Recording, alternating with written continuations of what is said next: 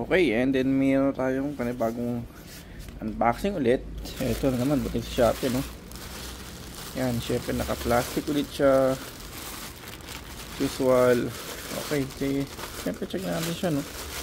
Para mas makita natin. Okay. Yan.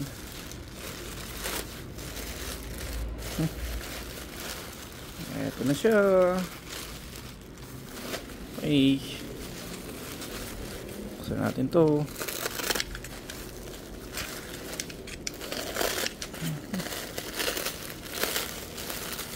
Doon. Ito na yung ating hinihintay.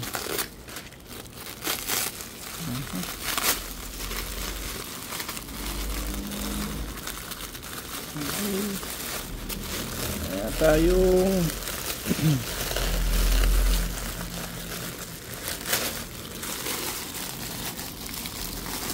ano ba to? Pang ipit ba? Ano? 1 okay 2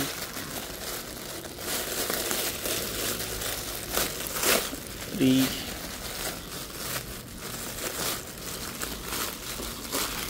4.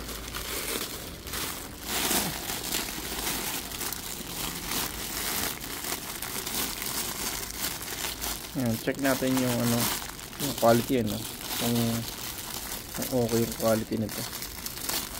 Bakal siya, no? Oo, bakal.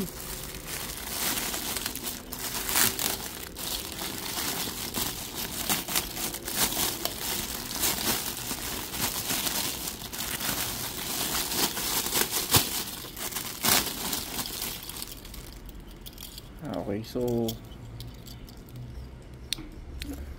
ito, ewan lang kung stainless siya or coated lang siya ng chrome type lang siya, no? Tapos ito, naka-clip siya. Yan. Ewan ko lang kung stainless lang din siya. Ayan.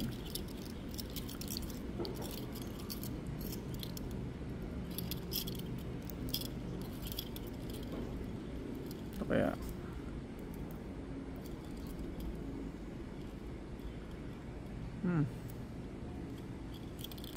coated lang siya dito.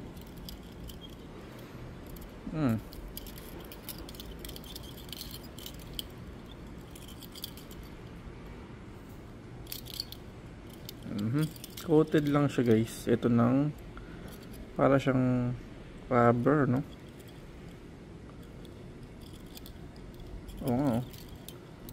Pero hopefully wag siya matanggal yung pagka-coated niya, kasi pag natanggal baka kalawangin ito kasi plastic, ano? Plastic na coated siya, pero wala siyang rubberized, oh. Yun. Ito yun. Sabagay, stainless naman yata ito. Ayan. Ito po yung iipitan natin, ano? Ayan, ganyan siya style. Ito pang lock sigurado to, yun, oh. Pwede siyang ilock, oh. Nice. Ganda, oh. Okay, salamat Shopee.